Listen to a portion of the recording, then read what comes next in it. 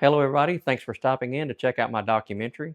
Obviously, with you being here, you feel like that this is an interesting subject and something you'd like to know more about. Many people around here have known me all my life, but never really have heard the entire story that's brought me to where I am today. I wanted to share with everybody how someone like myself, who is legally blind, can persevere through so many challenges, and I owe it all to the good Lord above. There's been so many people within this project that helped make it possible that I cannot thank them enough. At the end of the video, you'll actually see a list of so many people that helped make this possible. Hopefully, you will get something out of it. Some people would call it encouragement, some call it inspiration. For me, I call it a testimony. A testimony how God has intervened in my life in so many ways and opened so many doors. At the end of the video, you'll have an opportunity to look at my YouTube channel. There'll be a QR code and some links to where you can go there and actually follow the journey as it continues. There, I use a lot of old school methods taught to me on the farm by my dad and my grandfather. Then you'll fast forward into so many assistive technologies in this age of modern technology that allows me to keep doing what I love to do. At the end of the video, there'll also be a GoFundMe account that I created just to let you know I actually paid for this entire project out of pocket. Even though it's not about money, if I can recover some of my cost, it will be greatly appreciated. And if and when I eclipse my goal on the GoFundMe, I will kindly contribute the remaining balance to the Star Center. The Star Center is a nonprofit organization based out of Jackson, Tennessee, who works hand in hand with AgrAbility. These two organizations have been a true blessing to me and have allowed me to continue doing what I love to do here on the farm. So sit back, grab you some popcorn, get you a cold drink, and enjoy the show. And take a look into my life. Walk by faith, not by sight. The journey of Jason Duck Barber.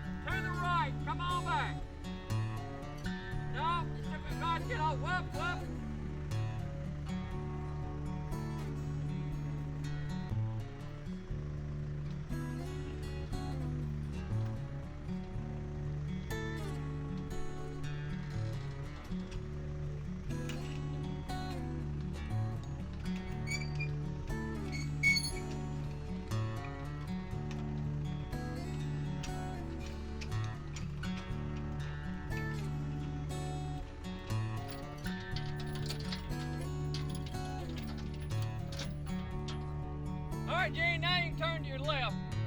Then east to west, and then north south. Yeah. Need 10 more bells. I miscounted. Yeah, 10 more holes.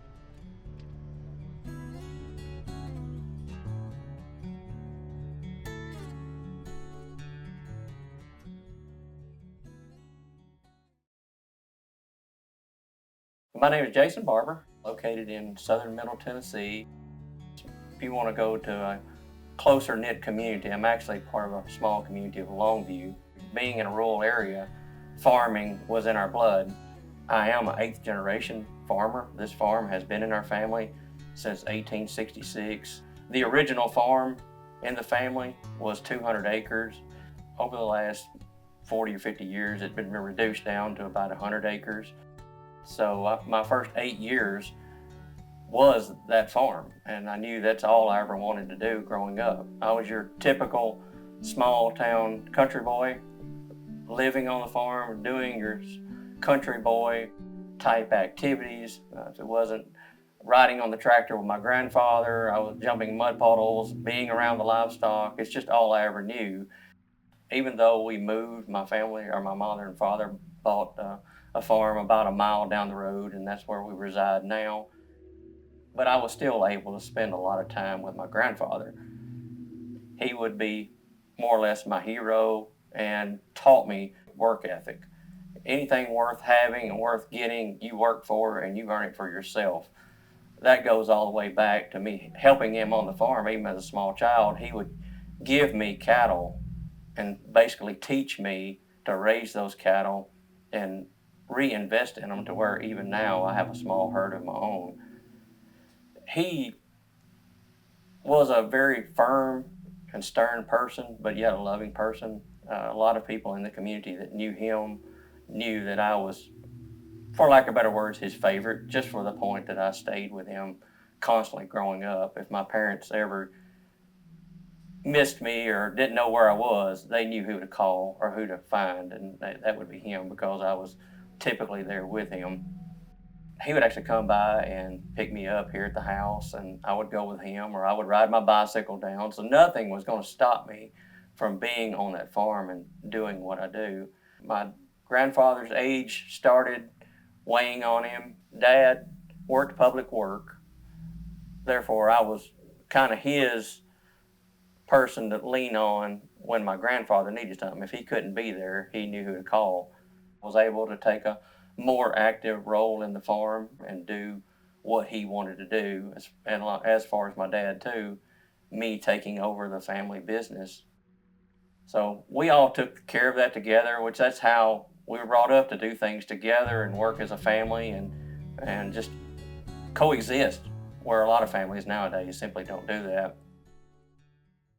In 1982, my dad actually was one of the co-founders of the Unionville Volunteer Fire Department.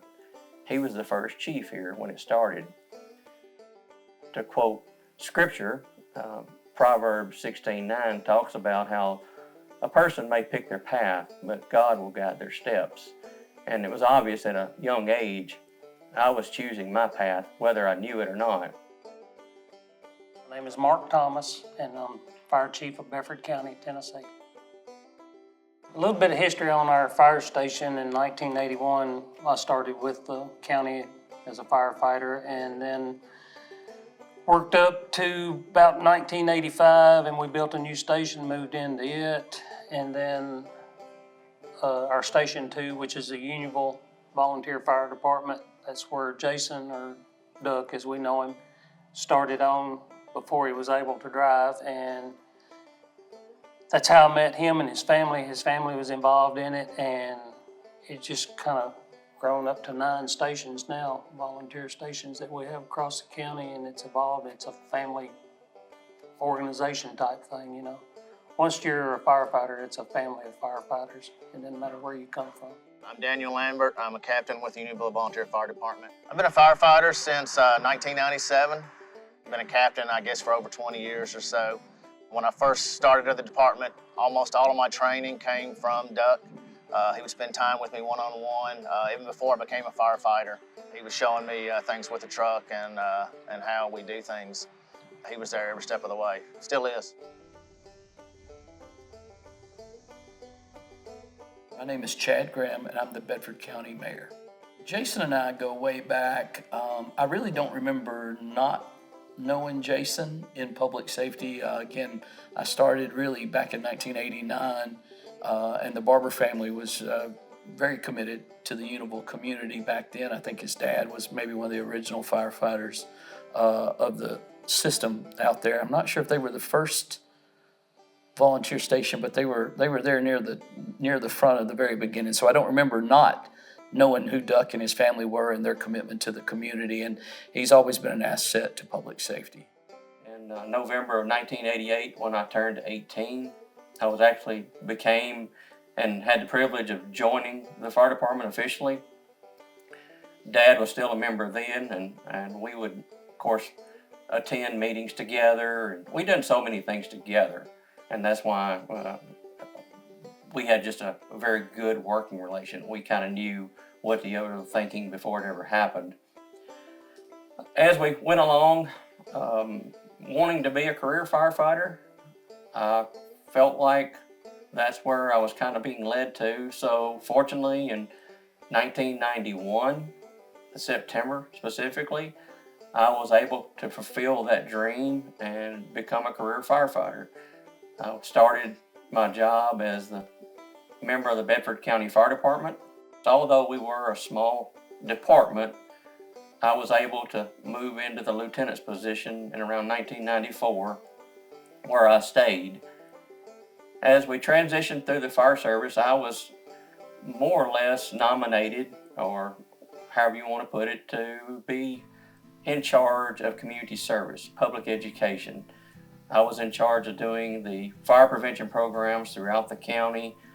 I would tour multiple schools, daycares, even elderly groups. I would meet with them. So that was just all in all, a community outreach. It was just, the Lord was mapping out my path even then. And around 1998 or so, that's when we noticed, even within the fire service, that things were starting to change as far as my vision.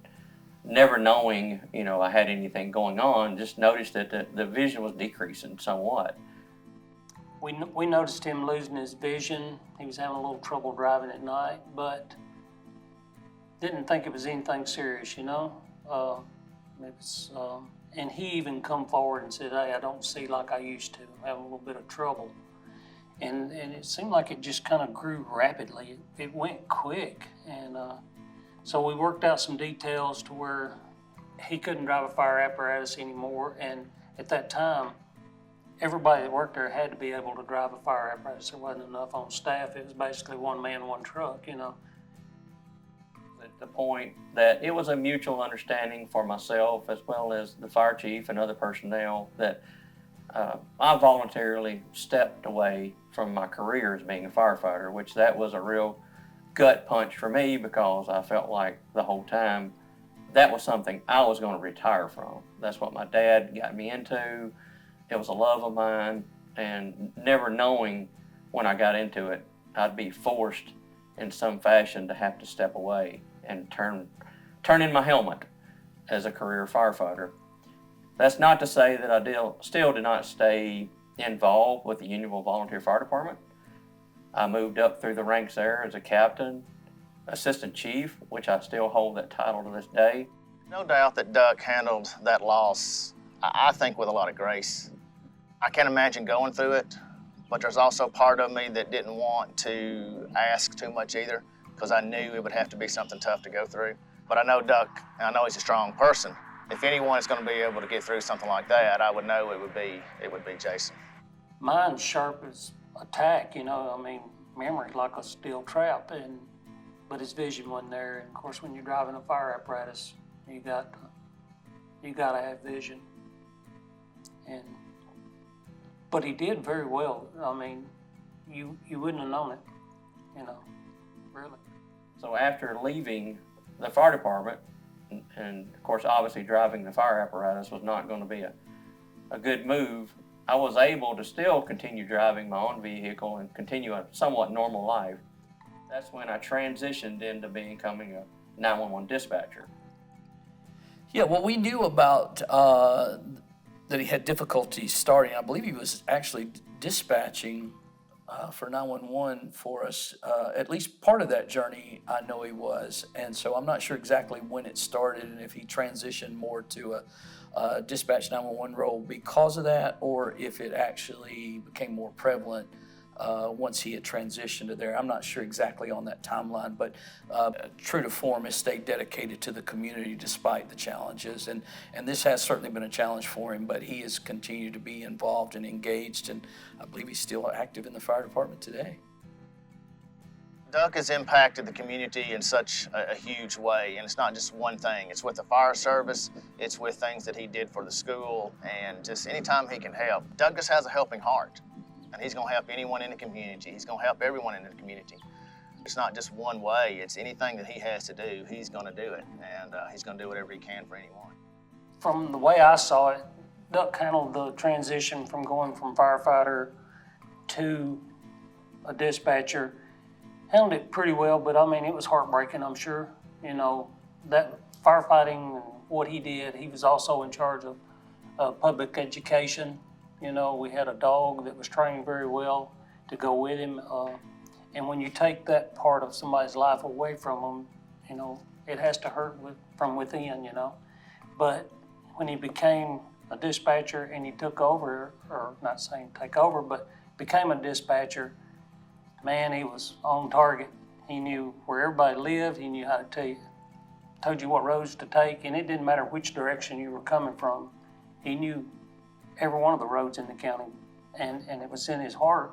He didn't have to have a map to see. He knew where it was, you know, because he had lived it. He'd been there. And he got in a good groove. I mean, it seemed like he enjoyed it. And we could always tell that through his voice, you know, whether it was something serious or not, you know, wasn't something that was critically serious, but he knew it. We relied on him heavily for information, and he always gave you accurate information, but not useless information. You know, everything he said was important to what you were doing. The 911 dispatch center opened it up to a whole other aspect of life for me, just for the fact not only was I still involved with the fire department, I was now helping so many other people. I was dispatching for EMS, fire, and law enforcement along with others. So that really gave me yet another path to get involved with other people and help so many more people. Personal story about Jason would be, I would say this: we were expanding and reaching out our emergency medical system while he was still actively involved in the fire system, and this might have been about 1999 maybe, or somewhere in that timeline. We were wanting to put an outstation for an ambulance actually in the Unionville community. We did not have a physical location in that response area, and I reached out to Jason, and they had already transitioned to their new fire hall from their old fire hall, which they are still in possession of, and we were able to work together, and they had the vision, and he rallied the support of the fire system there to partner with Bedford County EMS, and we were able to put an outstation there, and I certainly attribute that to him working closely with me and seeing the vision and understanding the need for that resource in the community. We're blessed as a community to have first responders, public safety officials, folks that have volunteered in their communities, whether it be for fire, EMS, or even law enforcement. The Barber family has been well engaged and involved in the community for many, many years in different aspects. Duck has been no exception to that. We're grateful to have him. He's stayed involved. He's stayed connected with the mayor's office, even in the capacity that I serve today.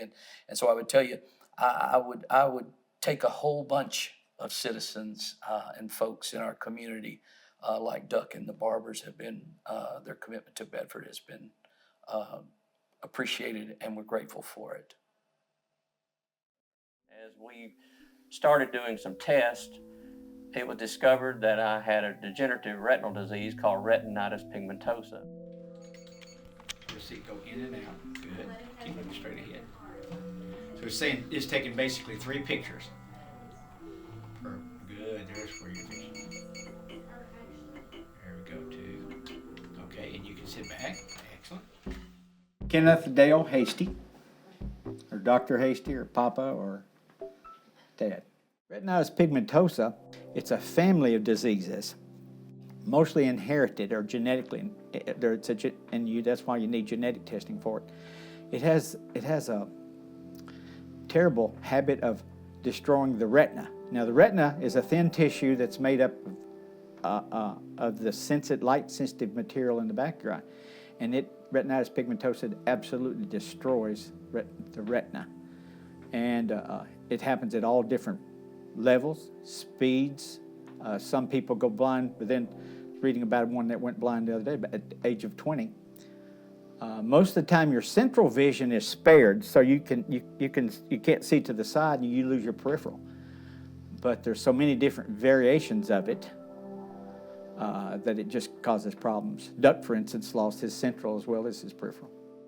Yours is macular degeneration that everybody hears about. Yeah. We were told years ago, and I was at a conference in Atlanta that said there's nothing you can do, but there was a doctor there who was saying, let's use, let's do the same treatment for the dry that we're doing for the wet. Now, guess what the standard of care is? They're doing injections for dry macular degeneration. And they told us for 30 years, there's nothing you can do. Well, that's hogwash. Basically there is. So 1998. Now, what all did they tell you? Night blindness is the biggest. They're going, man, when it turns dark, I can't see anything. Human beings by nature are day creatures. So your eyeball will be about the size of your thumb. An owl,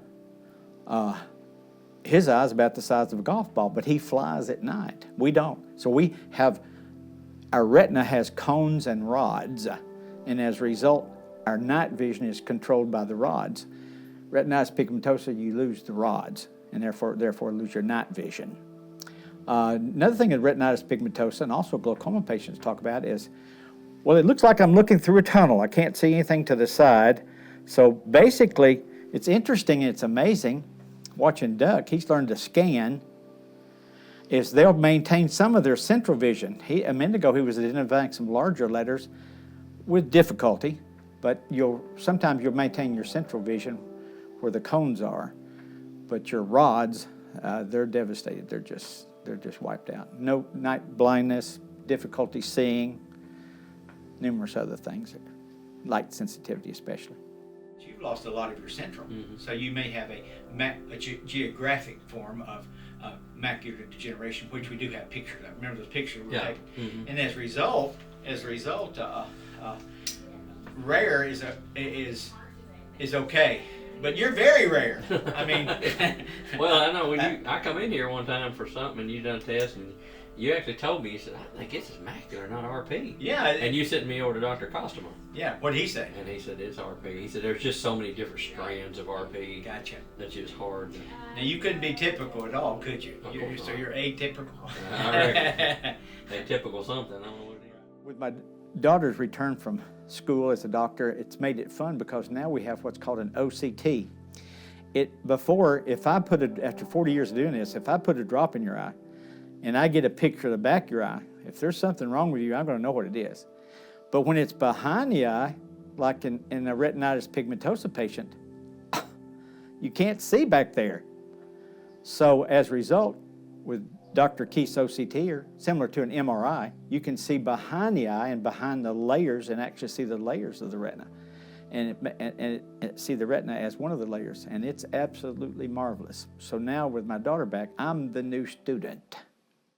That's why we put a drop in your face, in your eye. You heard, we're going to have to dilate you. But what happens is you're so healthy, and your iris is so healthy, is I'll increase the light intensity, and your pupil goes, whoop, real tiny. It's like looking through a keyhole. And when we put a drop in your eyes or dilate your eyes, it's like looking at a picture window. Whoop, that makes the window open, and then we can see all the way to the back, everything in the back of your eyes. And that's where we get your little pictures. Now you sit back, everything looks good there. First time I met him, I thought, how's this guy seeing this much? And, all right, let's be honest. Is he faking on me, or is this real? And Duck wasn't faking at all. It's just, I got to thinking, well, how's he doing? How's he seeing as much as he's seeing?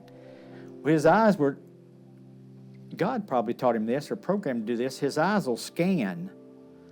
And as a result, do you think that your eyes would see more scanning or sitting still? Somehow God had taught him, his brain had taught him that if he would look in a certain situation and scan, he could actually tell that was an S. The only problem was the S was this tall. A minute ago, he identified a K. How did he do that? He's not supposed to. But his eyes were scanning, and there again, it makes me think in our Creator God. Why? How does his brain do that? He's not supposed to see anything, but he did. Right one's even more noticeable. But look at what is intact. Now this is why you have peripheral vision. Why? There's no RP there. Mm-hmm. So you're seeing movement. That's why when I moved my hand, you said you look to the right, you could see my hand. Mm-hmm. So yours, optic nerve, right where the macula would be, is missing. Pigmentation, but still intact retina here. So completely, totally blind. No, you'll never be completely, totally blind, but you'll be legally.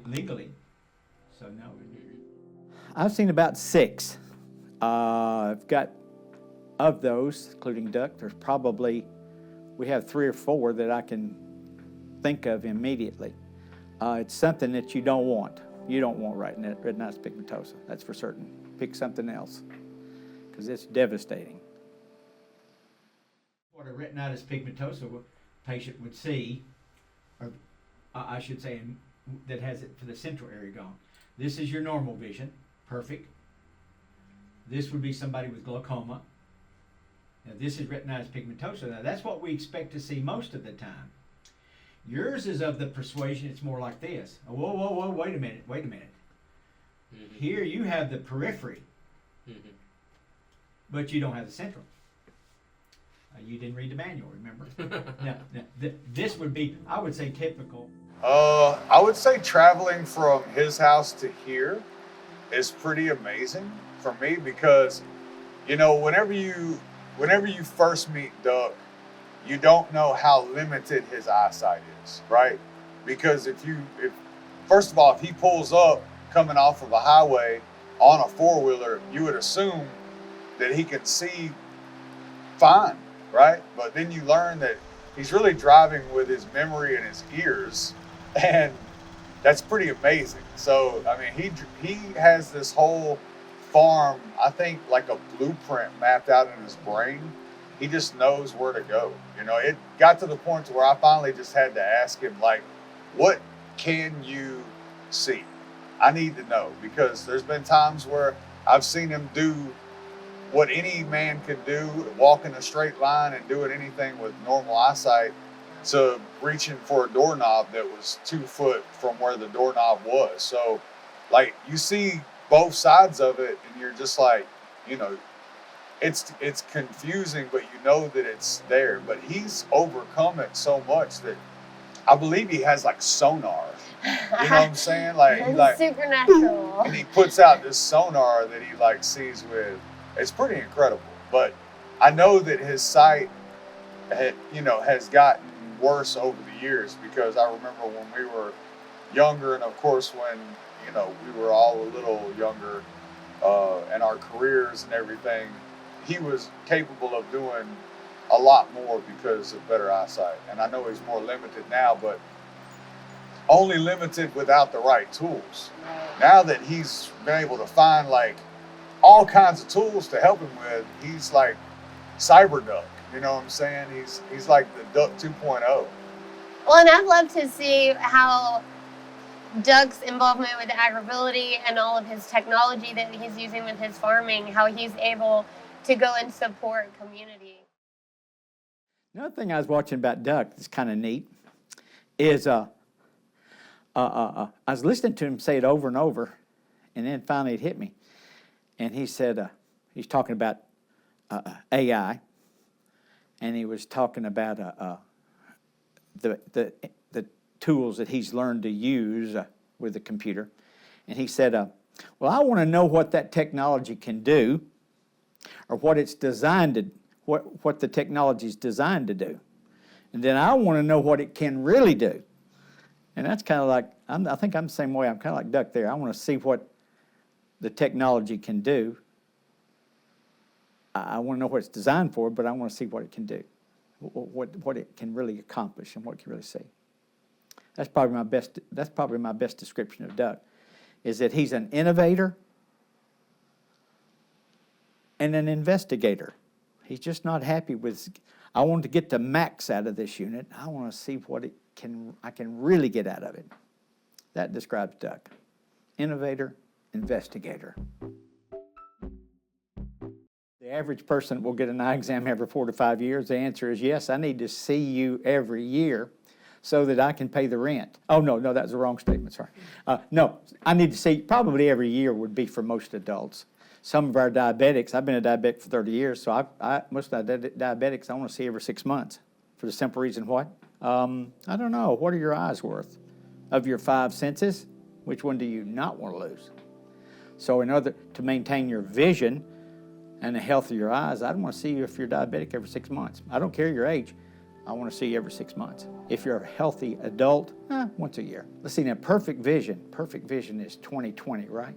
Well, our phone number happens to be 931-684-2020. It was Valentine's Day, 2018, and Dad was going to take Mom to one of her favorite restaurants in Shelbyville. I knew it was their time, Valentine's, so I wasn't going to go. Of course, my mom, being the type of person she was, she called me. She said, "You're going with us?" And I said, "No." I said, it's Valentine's. You and Dad go together." Of course, she was always that type. "Well, it's just another day. You can go with us." So I loaded up with them. We had our typical, normal conversations going into town. We got to the square there in Shelbyville and parked. Typically, my dad was always the type of person, he wanted to be the leader, meaning he wanted to be in front of us. I would usually stay with Mom and we'd just meander along, and Dad would go ahead. He'd walk up 50 foot or more. He'd stop and wait on us to catch up. Then he'd go out another 50 foot. He'd stop, wait on us to catch up. That was just the way it was. We always understood that. But that day was different. When we pulled up and parked on the square, my dad was helping Mom get out of the car, which he really never did. That was out of his normal scope of things. But I thought, I'll let them handle it. So I went on ahead.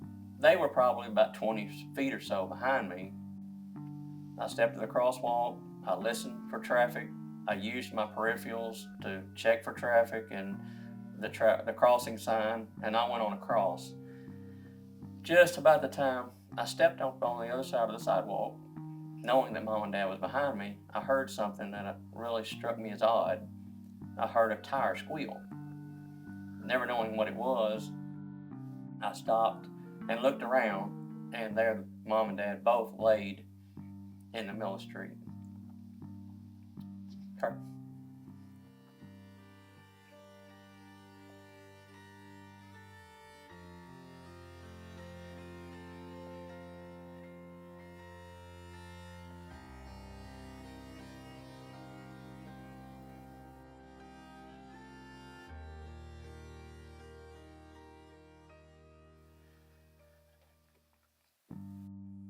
When I turned around and seen them both there, I'd been in the fire service, emergency services long enough, I knew it was bad. Dad was basically laying in the middle of the street on his back with no sort of response. First thing that came to my mind was, he's gone, I've lost Dad. Mom was more or less in a sitting position, blood coming from her nose and her mouth, and I could tell by her respirations this was bad. I could more or less say she wasn't going to make it based off of my experiences. The gentleman that hit them, he come around the corner in his pickup truck and more or less mowed them down in the intersection. Luckily, he was still there. I felt bad for him, but my focus shifted to take care of Mom and Dad. I had already called 911 and gave the information. Of course, I was able to give a lot of pertinent information just by my experiences, so I knew if there was any chance of them making it, I was going to give it to them. It seemed like I was sitting there for an eternity with Mom, and all of a sudden, I heard Dad. "Duck, what happened?" By that time, emergency services had already got on the scene, and luckily, I knew practically everybody that was there, and they knew me. So they knew my assessment was spot on. And that all goes back to Dad preparing me. It's kind of crazy once you sit back and look at it. Me being involved in emergency services and him setting me up to be a part of that gave me the experience to help them in this tragic time in the best way possible. So I went to Dad. He was more or less just knocked out. With his situation and even with his dementia and stuff like that, I wanted to tell him what happened, but I had to finesse it in a fashion he didn't need to know all the details at that moment.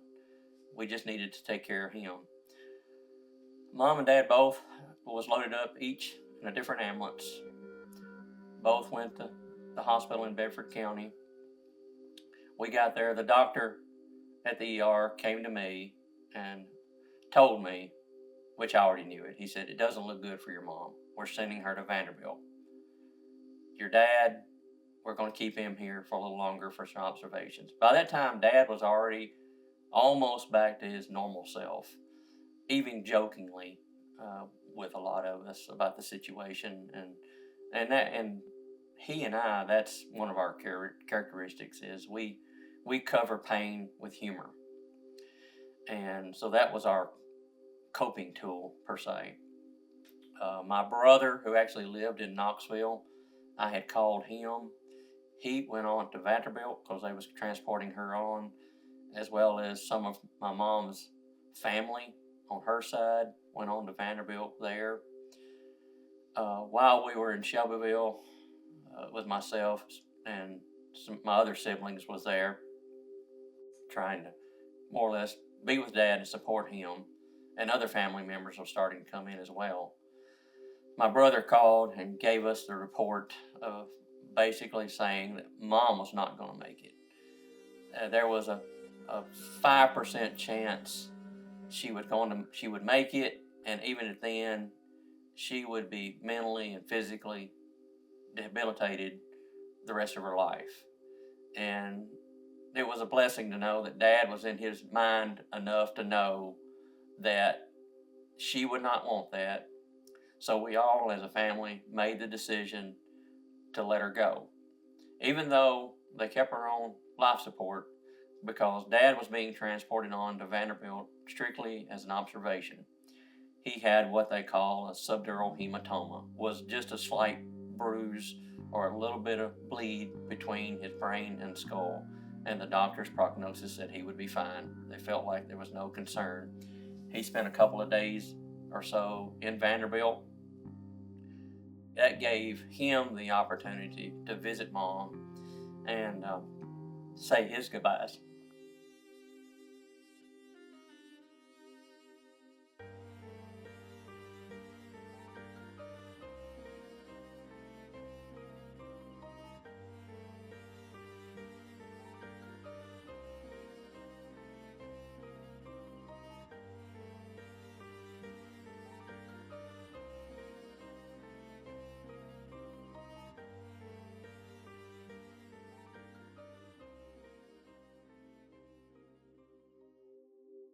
Everybody else was before her. She always put her family first, her kids first. Everything was come in front of her. You could not ask for a more caring, forgiving person than her. That's the way she was raised, and I think that's where I've adapted my personality toward her as far as giving back to others. That was a blessing because they got to spend just a brief moment together before they took her off of life support. And luckily, she didn't suffer. That was the main thing. So that was the jolt into reality for our family, that our rock, Mom, had left us unexpectedly. What now? Another blessing of it was, while Mom had been in the hospital with her back surgery, I was put in the position to take over somewhat as Dad's caregiver. I I had never been the type to really pay attention to simple things, such as his date of birth, even though I knew it, I never could really register it, the social security number and medications. But during that time of Mom's downtime, so to speak, I had to quickly learn that, and his doctor's appointments and such as that. So that was another setup. A higher power set me up to learn and start figuring things out. So after Mom passed, that's when I took over the role as Dad's caregiver per se. That's not to say he was incapacitated and couldn't think for himself or he couldn't do for himself. He was still relatively independent. He would get out and do things on the farm by himself. He would travel around and do things in town and visit people, and got involved with the senior citizens, and went and spent time with his sister, which they became even closer after this happened, which is the way it should have been. It's funny how tragedy can bring on a positive aspect in your life. It opened up a whole nother chapter in my life and started a whole other journey that a few months prior I never would have even dreamed would have happened.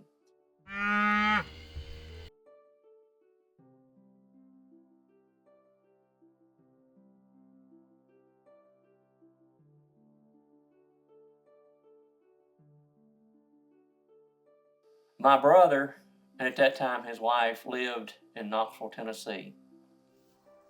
While at a cross-country meet with my niece, my then sister-in-law, Jessie, was talking to one of the parents, just random, friendly conversation.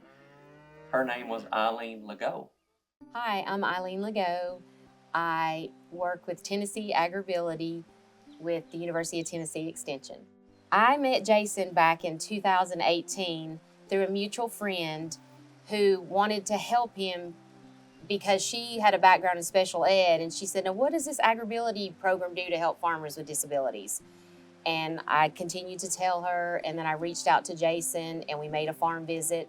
So about, I would say 2 or 3 months later, Eileen and John Teague and Fina Stribling came to our farm and met with Dad and I, and we explained our story. Dad explained he wanted me to continue this farming operation, and I explained that I wanted to do it, but I wasn't sure how I was going to do it. With Tennessee AgrAbility, we are a joint partnership with the University of Tennessee Extension, Tennessee State University Extension. We help farmers with disabilities continue farming with assistive technology and continue doing what they love. It's a USDA-funded program, and most of the time, people don't know about us until they need us. We're with Extension and the Star Center. We're in all 95 counties in Tennessee, so that's the beauty of our program. We blend the Extension ag experts with the disability experts, and that's how we're able to find solutions to help our farmers keep farming.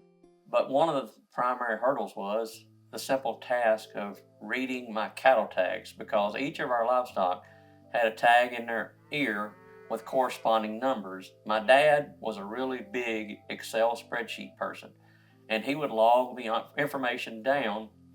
He would bring it home and put it on the computer, and he and I would share information that way.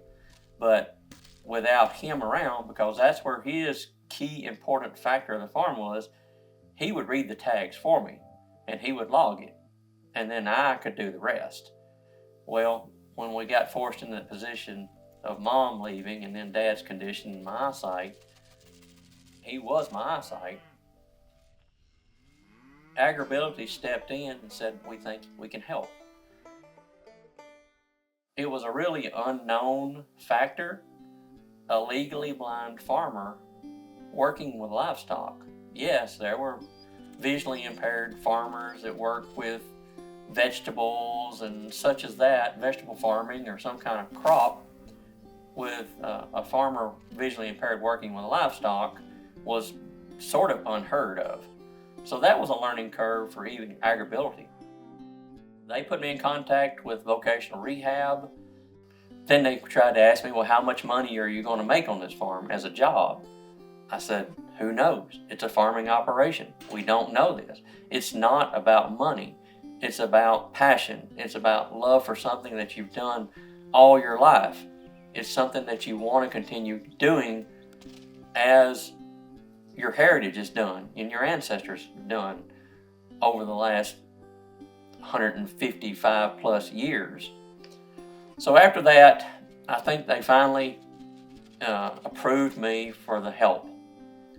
They put me in contact with organizations that help with assistive technologies. This was my first introduction.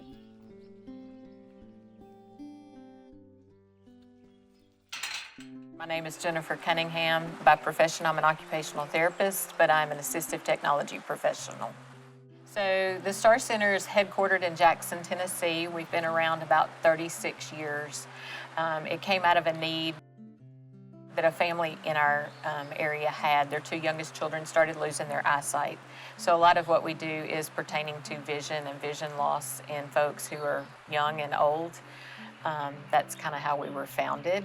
As of about 2.5 years ago, back in 2021, we became a statewide provider for assistive technology for vocational rehab, technology and things like that.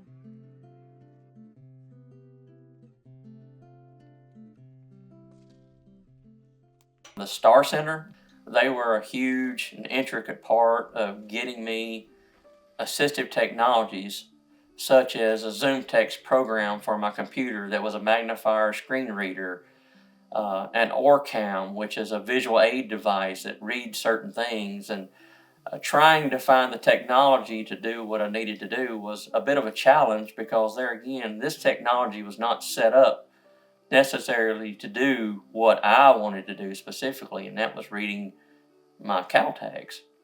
I could do most anything else, but that was a challenge. So assistive technology is kind of a catchphrase for things that make it easier for a person with a disability to be more independent.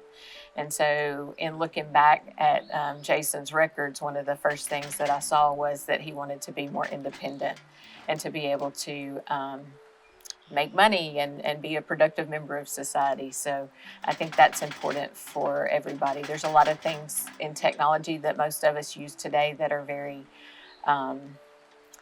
just cool. I mean, you know, you can ask your smart home device what the temperature is going to be or who won the baseball game last night. But for folks with disabilities and a lot with vision loss, it just makes things easier and enables them to be more independent.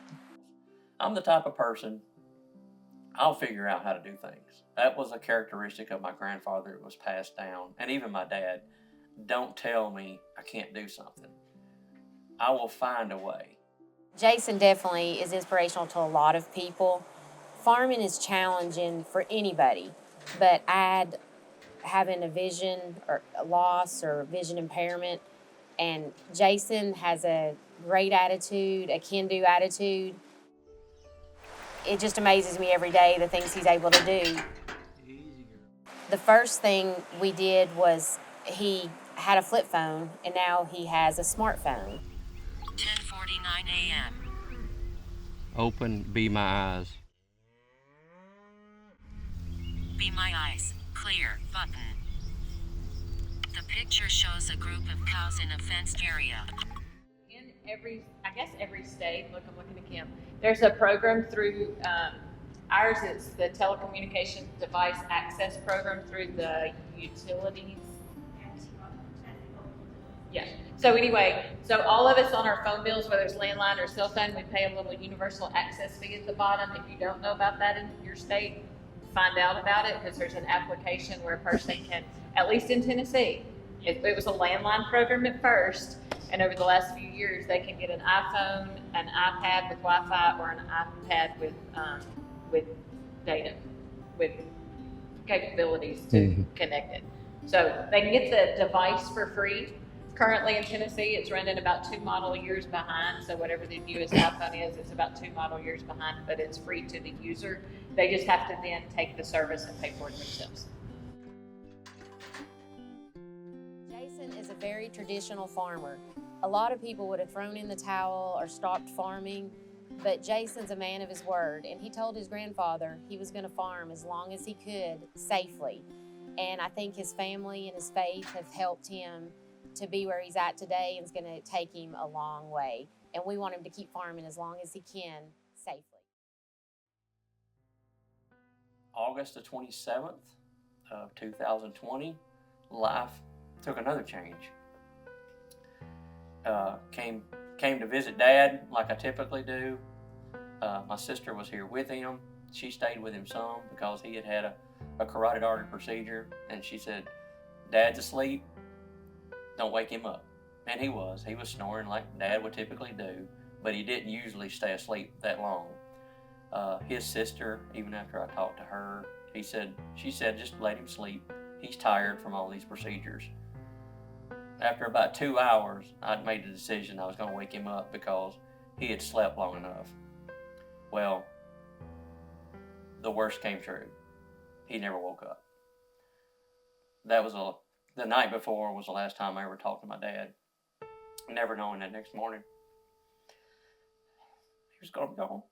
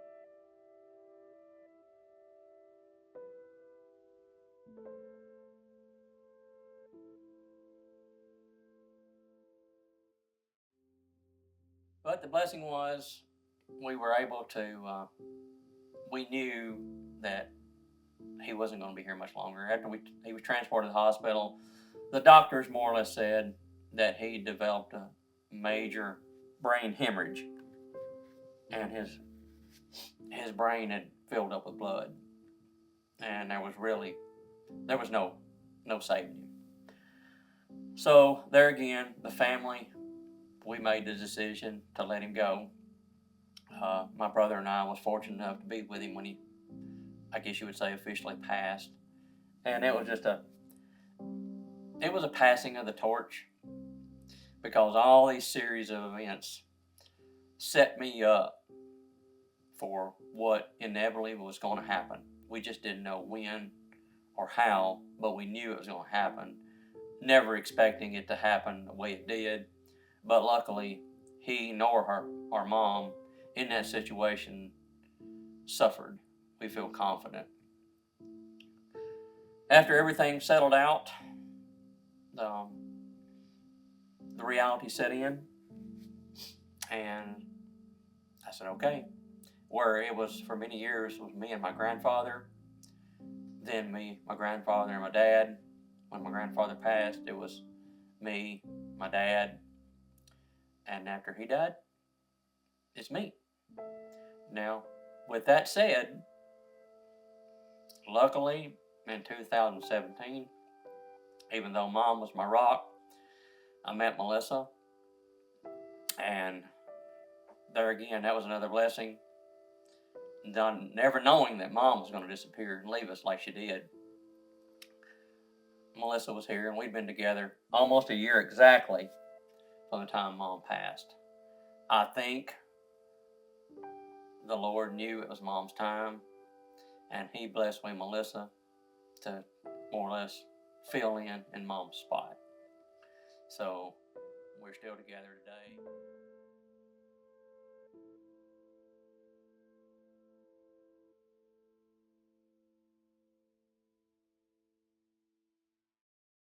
Forward, I can't thank my family enough and my friends for being there.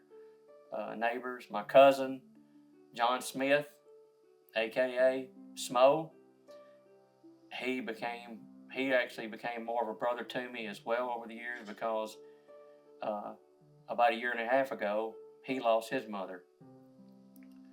And she was like a mother to me, because she filled in after Mom passed away. She cooked, she done anything. She would wash clothes for my dad. So to say there was not any kind of love in this family, you would not, there's no way to comprehend or me explain the love that people expressed toward us. So I'm excited about the future. I'm excited about continuing our legacy. In a nutshell, there's no one in our family, immediate siblings, nor other distant family members, will understand the passion, the dedication, and what it takes to continue a dream that you had growing up and wanting to continue what your ancestors wanted to happen. If I had to give anybody advice that's in a similar situation, I can't speak for every situation, just for the fact, even with my condition, if someone else has retinitis pigmentosa, their eyesight or their situation may be different. But it doesn't really matter if it's mobility, if it's vision, if it's mental, if it's PTSD or whatever. You just can't give up. You have to find, if you want to do it, you have to find a way to persevere. Lean on people that's willing to help you, even though for myself that's a difficult thing for me. It's a pride thing, as Melissa can tell you. One of my things is I don't like to be beat. I like to figure things out for myself. Another characteristics of Dad and my grandfather. But first off, you have to put your faith in God. He will not let you down. He'll be there with you through thick and thin, no matter what. But if you try to do it on your own, it's going to be a whole lot harder of a challenge for you. So let Him guide your steps, and you will succeed. It may not be your success. It may not be what you feel like you have envisioned your success to be, but He will always know what it is. And you'll find that out when you turn to Him and give yourself to Him. When you reach that point in life where you leave this earth, feel confident. Whatever ailment you have, it's gone once you're with Him.